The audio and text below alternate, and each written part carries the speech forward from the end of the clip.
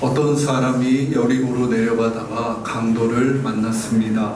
지형적으로 산 위에 있다고 할 정도로 높은 도시였던 예루살렘은 유대인들의 신앙의 중심지였습니다. 사람들은 명절이면 그 동네를 찾아서 성전에서 예배하며 하나님의 거대한 구원 역사를 기억하였고, 내 삶이 그 하나님의 이야기 안에 소속되었음을 되새겼습니다. 농사를 짓거나 물고기를 잡거나 그렇게 내 작은 일상 속에 천착해 살다가 예루살렘이라는 먼 거리를 순례해 와서 내 삶이 실은 보다 거대한 이야기의 일부라는 사실을 깨닫게 되는 순간은 부유하는 우리의 삶을 매우 단단한 토양에 뿌리 내리게 합니다.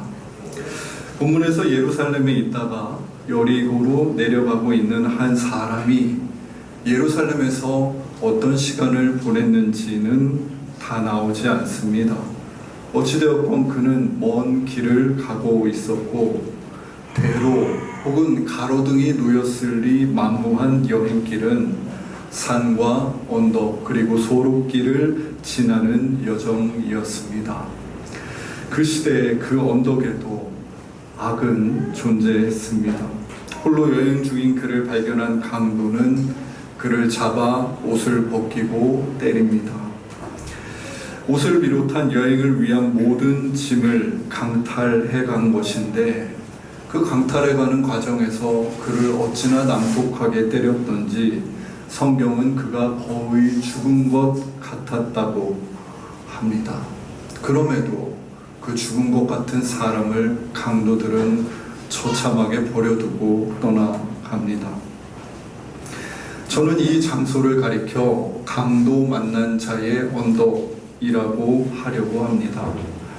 저 고요했던 언덕에는 하나의 힘이 작용하고 있습니다. 그것은 무력입니다. 무력은 강제하거나 강요하는 힘입니다. 푸코라는 철학자는 감시와 처벌이라는 책에서 감옥에 갇혀있는 재소자들을 말하면서 무력은 예측 가능하고 순환적인 형태의 반응을 불러일으킨다고 합니다. 무력은 협상이 불가능하고 대화를 불가능하게 하며 오직 상대를 굴복하게 만든다고 합니다. 무력은 그 무력을 행하는 대상자의 인격을 파괴합니다. 고요한 언덕을 지나던 한 명의 하나님의 형상을 지닌 인간이 무력으로 그 존엄성을 강탈당합니다. 그는 폭력 앞에서 그저 이름 없는 한 사람일 뿐이며, 그가 살아온 삶은 무참하게 짓밟히고 그저 약탈의 대상이 될 뿐입니다. 예루살렘에서 여리고로 가던 그 한 사람은 높은 확률로 유대인이거나 혹은 하나님을 믿는 이방 백성이었을 것입니다. 우리는 저 강도 만난 자의 언덕에서 질문하게 됩니다. 하나님, 당신은 어디 계신가요? 한 인간이 존엄성을 완전히 박탈당하고 있는 현장, 무력을 행사하며 불의한 강도들이 춤추는 저 현장에서 하나님은 도대체 무엇을 하고 계신가요? 여러분은 어려서부터 교회에서 이 이야기를 여러 번 들어보셨을 것입니다. 강도 만난 자의 언덕이 인간의 역사뿐만 아니라 우리 주위에 실질적으로 존재하고 있는 언덕임을 실감하신 분도 계실 것입니다. 아니, 그 언덕에서 무력하게 짓이기고 무력하게 죽어가던 경험이 있으실 수도 있습니다. 그래서 저 언덕에 하나님은 어디 계신 것입니까? 전능한 하나님의 힘은 저 악한 인간들의 무력 앞에서 왜 작동하지 않는 것입니까? 분명 하나님의 힘은 작동하지 않습니다. 아니, 더 정확하게 표현해 보자면 우리가 기대하고 원하는 방식으로 하나님의 힘은 작동하지 않습니다. 그러면 우리의 기대와 바람 밖에서는 하나님의 힘이 작동하고 있는 것입니까? 저는 저 언덕을 보면서 저 언덕에는 하나님이 계시지 않아 라고 단언하는 것이 아니라, 그렇다면 하나님의 힘이 어떤 방식으로 어떻게 작동하고 있는지 숨바꼭질을 하는 것, 찾아보고 질문하는 것이 신앙이라고 생각합니다. 이런 숨바꼭질을 하던 1913년을 살던 롤트라는 영국 사람이 하나님의 전능에 대해서 질문했습니다. 그는 전능이 무엇인지를 찾아 헤매다가 십자가 앞에서 이렇게 말을 합니다. 하나님이 가지고 계시며 그리스도 안에서 계시하는 유일한 전능은 고난당하는 사랑의 전능이다. 이 롤트라는 사람의 발견대로라면 강도 만난 자의 언덕에는 강도들의 무력뿐만 아니라 또 다른 힘이 존재하고 있었습니다. 고난 당하는 전능자, 하나님의 힘 말입니다. 오늘 구약 본문인 아모스 7장 7절에서 8절을 보면 하나님이 화가 나 계신 것을 볼 수 있습니다. 하나님은 9절에서 이렇게 선언하십니다. 이삭의 산당들이 황폐되며 이스라엘의 성도들이 파괴될 것이라. 내가 일어나 칼로 여로보암의 집을 치리라. 여기서 이스라엘 백성들을 향한 심판을 지금 작정하고 계신 하나님은 화가 난 하나님이지만 그 이전에 먼저 고난 당하는 하나님입니다. 하나님은 타락한 여로보암 왕의 힘이 온 이스라엘 백성들을 죽이고 있다고 느끼셨습니다. 사람들은 방향을 잃었고 우상을 섬기며 근원이신 하나님으로부터 멀어져 갔습니다. 그것은 매우 국가적이고 구조적으로 일어나고 있는 일이었고 모든 백성들과 어린 아이들에게까지 영향을 미치고 있었습니다. 하나님을 잃은 백성, 곧 정의이며 사랑을 상실한 이스라엘은 강도 만난 자의 언덕에 있는 처지와 다르지가 않아 보입니다. 여러분, 거기서 하나님의 위치는 어디입니까? 거기서 하나님의 전능한 힘은 어떤 방식으로 작동하고 있습니까? 1913년을 살았던 신앙의 선배 롤트의 말대로라면 하나님의 힘은 이때에도 역시 유리하는 이스라엘 백성들의 고난 중에 함께 계심으로 작동하고 있습니다. 이런 방식의 하나님, 이런 방식의 전능을 인간들은 원하지 않습니다. 그렇기 때문에 그런 하나님은 인간들에게 무시당하기가 십상입니다. 베델의 제사장 아마샤라는 사람이 하는 말을 들어보십시오. 12절과 13절입니다. 아마샤가 또 아모스에게 이르되 선견자야, 너는 유다 땅으로 도망하여 거기에서나 떡을 먹으며 거기에서나 예언하고 다시는 베델에서 예언하지 말라. 이는 왕의 성소요 나라의 궁궐임이니라. 하나님의 제사장이었던 아마샤는 하나님의 고난과 분노를 대언하고 있는 아모스의 예언을 이런 지하에 거절해 버립니다. 이곳 베델은 우리 왕의 성소이고 나라의 궁궐이다. 지금 여기서 작동하고 있는 힘은 하나님의 힘이 아니고 여로보암 왕의 힘이다. 강도 만난 자의 언덕에서 최고의 힘은 무력이지 고난받는 자와 함께 있는 하나님의 힘이 아니다. 나는 그런 전능한 하나님이라면 못 믿겠고 차라리 무력을 가진 여로보암 왕을 섬기겠다 라는 말과 진배 없습니다. 하나님의 제사장인 아마샤가 하나님에 대해서 이와 같은 말로 대항할 정도로 하나님이 가진 전능이며 힘은 미약해 보였고 여로보암의 무력은 매우 크게 보였던 시대입니다.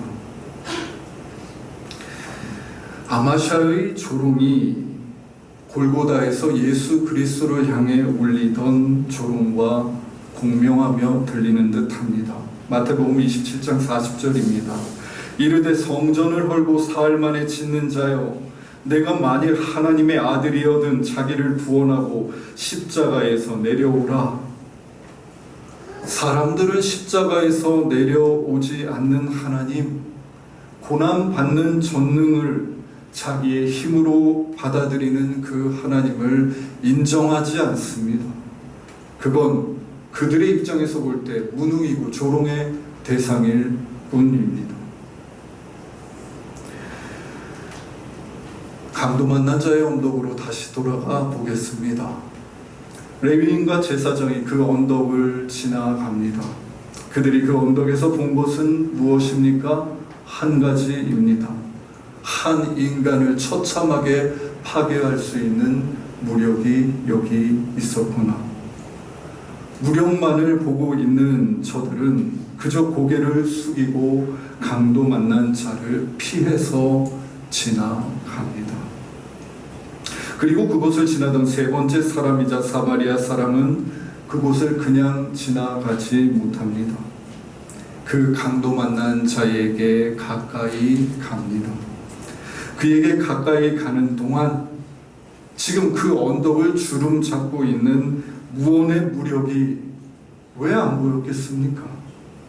그 무력에 의해서 나도 죽은 자같이 될지도 모른다는 두려움이 어찌 그의 마음에 찾아오지 않았겠습니까? 하지만 그는 그 두려움을 안고 강도 만난 자에게 가까이 걸어갑니다. 그 순간 그 안에 눈앞에 보이는 무력 말고 또 다른 힘이 작동하고 있는 것입니다. 강도 만난 자를 향해 걸어가는 그 사마리아인의 걸음은 골고다를 향해 걸어가는 우리 예수님의 걸음과 무척 닮아 있습니다. 그분은 예루살렘으로 가면서 대제사장들과 서기관들과 바리새인들, 곧 입으로는 하나님을 섬기고 운운하지만 실상은 세상의 무력을 숭배하는 이들이 십자가에서 자기를 못 박을 것을 아셨습니다. 하지만 예수님은 그 무력을 향해서 걸어가십니다.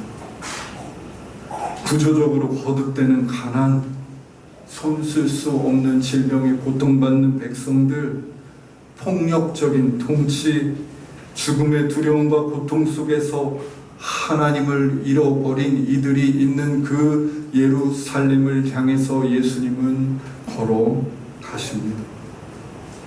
그것이 우리 예수님이 33년의 평생을 통하여 깨닫게 된 사랑이신 하나님이 가르쳐 주신 전능이요, 예수님에게 바라시는 전능이었기 때문입니다.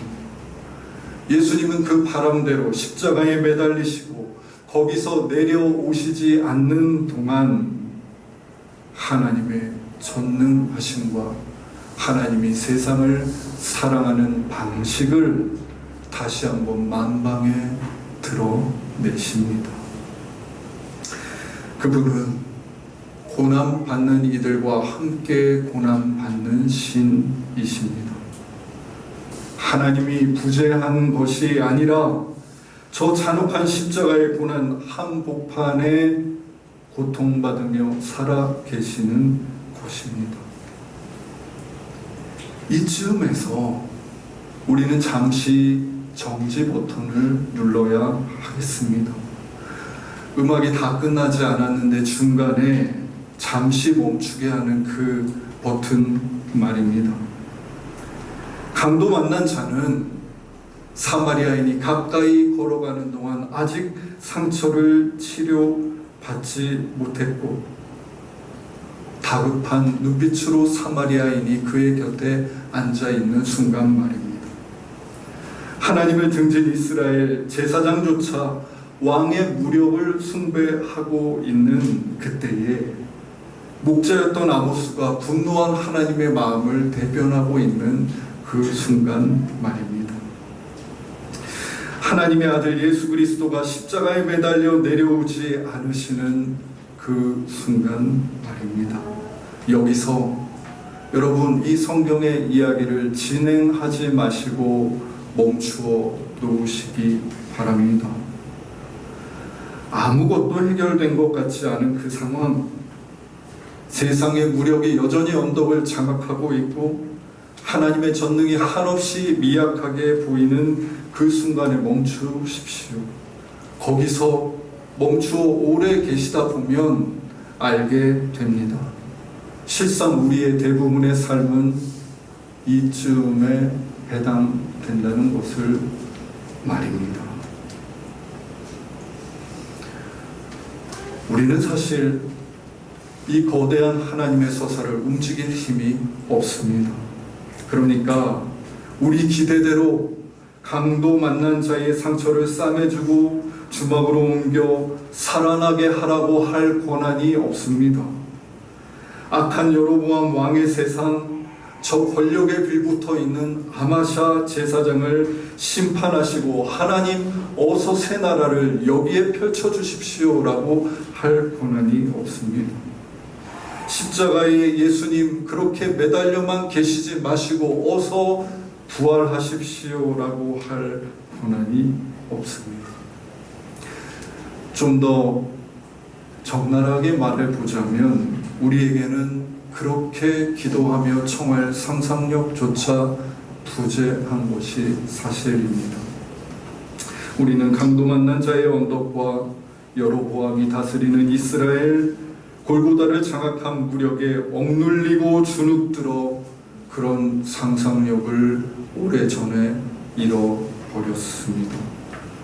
상상력이 부재한 우리는 참 하나님의 모습, 그분의 전능을 발견하거나 꿈꿀 수가 없고 엉뚱하게 내 멋대로 무력으로 무력을 깨트리는 하나님을 상상하며 내가 만든 신이 내가 원하는 방식으로 우리를 구원해 주시기를 바랍니다만 그런 서사는 모두 내가 만들어낸 환상이기 때문에 결코 우리 삶과 이 땅에서 이루어지지 않습니다. 우리 삶은 나아가지 못하고 대부분 이쯤에 머물면서 1년, 2년, 10년, 20년, 30년을 보내기도 합니다. 그래서 윤동주는 팔복이라는 시에서 슬퍼하는 자는 복이 있나니라고 무려 8번이나 반복해서 읊조린 다음 결국 마지막 문장으로 저희가 영원히 슬플 것이요 라고 되뇌입니다. 그 슬픔이 해결되지 않고 계속 될 걸 그것이 진실 아닌가 라는 탄식이며 기도입니다. 여러분 슬픔, 이 세상을 지배하고 있는 무력 너머를 볼 수 없고 상상할 수 없는 것이 우리가 처해 있는 실존이며 인생의 실체입니다. 그러나 신앙생활은 내 환상을 깨트리고 내 상상력이 도무지 닿을 수 없는 그곳으로 우리를 자꾸만 이끌어 가시는 하나님의 서사와 운동력이 있음을 믿는 일이 아닙니까? 나의 고난이 그저 그것으로 끝나지 않고 하나님을 좌불안석으로 만들며 내가 마주한 이 흑암의 권세가 내가 맞닥뜨린 이 죽음의 경험이 결국 부활의 여명으로 모두 이끌리게 될 것을 미약하지만 간절하게 감지하는 것 아닙니까? 이 땅의 무수한 고난이 세계의 종말을 어서 불러오고 하나님 나라를 도래하게 할 것이라고 믿는 것이 신앙입니다. 그때와 그 시는, 그 방법은 다 알 수 없지만 우리를 둘러싼 거대한 서사가 있고 그 서사가 이 세계를 그와 같이 이끌어가고 있음을 믿는 것입니다. 그래서 신앙생활은 우리에게는 없는 그 거대한 하나님의 서사 안에서 우리에게는 없는 그 하나님의 거대한 희망을 붙들고 오늘을 살아가는 일입니다. 오늘은 청소년 주일입니다. 저는 얼마 전에 중학교에서 선생님으로 일하시는 한 교우님과 요즘 아이들이 왜 이렇게 극우적인 사고를 가지게 되었는가에 대해서 대화를 하였습니다. 아이들의 부모라 하면 대부분이 40대 초중반일 것이고 제 또래일 텐데 제가 자란 시대적 환경상으로는 극우적인 정치 성향을 가지기가 쉽지 않기 때문에 어찌하여 그런 부모들 밑에서 자란 아이들이 극우적인 언사와 행동을 하는지 물었던 것입니다.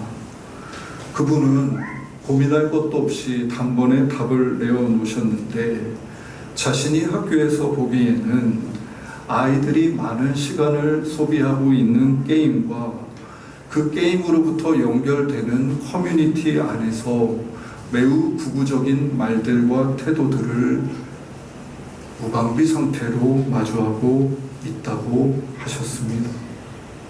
극단적인 서사는 그렇게 아이들의 마음에 흘러 들어와서 멈추는 것이 아니라 어떤 창조적인 변형을 일으키고 있었는데 여성들 혹은 페미니즘에 대한 혐오적인 이해와 무한 경쟁 사회 속에서 우리 삶에 희망은 없다는 자포자기적인 낙심을 매우 교묘한 방식으로 부추기고 있었습니다. 정말 세상은 그러하고 이 강도 만난 자 같은 언덕에서 다른 삶의 방식을 꿈꾸는 것은 불가능한 일일까요? 부모보다도 힘이 센 무력의 서사에 휩쓸리고 신음하는 우리 아이들에게 새로운 서사가 필요하다고 느꼈습니다.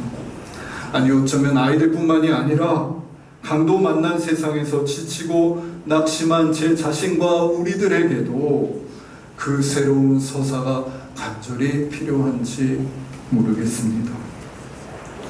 저는 우리 스스로는 그 이야기를 만들어낼 수 없고 교회가 그 서사를 마주할 수 있는 접촉점이 될 수 있겠다고 생각했습니다. 여러분, 아이들이 어디서 다른 이야기를 접하겠습니까? 교회는 그리스도를 머리로 삼은 사람들의 공동체요 그리스도의 몸입니다. 그리고 그리스도에 지체된 여러분들이 교회입니다. 우리는 때로 강도 만난 자의 언덕 위에 살면서 쩔쩔매는 교회인 한 사람이고 때로는 비겁하고 무력함으로 돌아서는 교회인 한 사람입니다만 때로는 하나님의 그 전능하신 힘을 힘입어 고난에 깊이 복명하며 내가 가진 기름을 값없이 그의 상처에 부을 수도 있는 한 사람이기도 합니다. 우리가 청소년들에게 늘 새로운 서사를 느끼게 해줄 수는 없겠지요. 하지만 아이들이 그리스도의 몸된 교회 안에서 함께 먹고 마시고 예배하며 자라는 동안 그리스도의 몸인 우리를 통하여 우리를 인도하시는 성령님 안에서 다른 서사를 만나고 우리 삶이 내가 아는 것, 보는 것이 전부가 아니라 더 거대한 이야기의 일부이며 하나님이 우리의 인생을 그 이야기 안에서 이끌어가고 있음을 알게 되기를 바랍니다. 강도 만난 자의 언덕에서 함께 고난받고 계신 하나님이 몰고 올 그 파장을 믿는 믿음이 이 시대에도 교회를 통해서 우리에게, 아이들에게 심화되고 뿌리 내리기를 바랍니다. 어느 날 아이들은 우리에게 물을 것입니다. 강도 만난 자의 언덕과 같은 이 세상에 무슨 희망이 있습니까? 그때 여기를 보렴, 여기 아직 그 희망을 붙들고 살아가는 사람이 있단다 라고 말해줄 수 있으면 참 좋겠습니다. 우리가 그리스도의 몸된 여러분이 그 답이요, 그 한 사람이 되어주시면 좋겠습니다. 기도하겠습니다.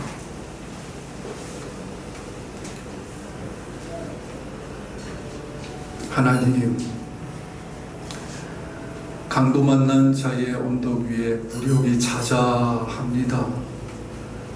보이는 것은 무력뿐이고 영향을 끼치는 것은 무력뿐인 것처럼 느껴집니다. 우리는 주눅들었고 우리는 비겁해졌으며 우리는 한 걸음 뒤로 물러나서 그리스도의 희망을 잃어버리고 하나님의 다른 상상력을 상실한 채 살아가고 있습니다. 주님, 우리를 긍휼히 여겨 주십시오. 우리로 하여금 보게 하여 주십시오. 우리 안에 하나님이 이미 보여주신 전능, 우리의 고난과 우리의 성처와 우리의 아픔 가운데 이미 전능하신 하나님이 함께 계셨던 순간, 그 토대 위에서 당신의 전능을 믿으며 강도 만난 자의 언덕 위에 함께 계시는 하나님을 보게 하여 주십시오. 그리고 그 하나님이 마침내 이루실 구원을 희망하며 그 언덕에서 기도하고 당신을 바라는 한 사람으로 살게 하여 주십시오. 아무리 세상이 험악해지고 무력이 지배하는 때일지라도 당신을 여전히 신뢰하는 그 한 사람이 언덕에서 그리스도의 몸된 교회로 살아가게 하시고 거기로부터 당신의 구원을 청소년들과 우리 어린 아이들의 세대에 거듭 물려 주옵소서. 예수님의 이름으로 기도드립니다.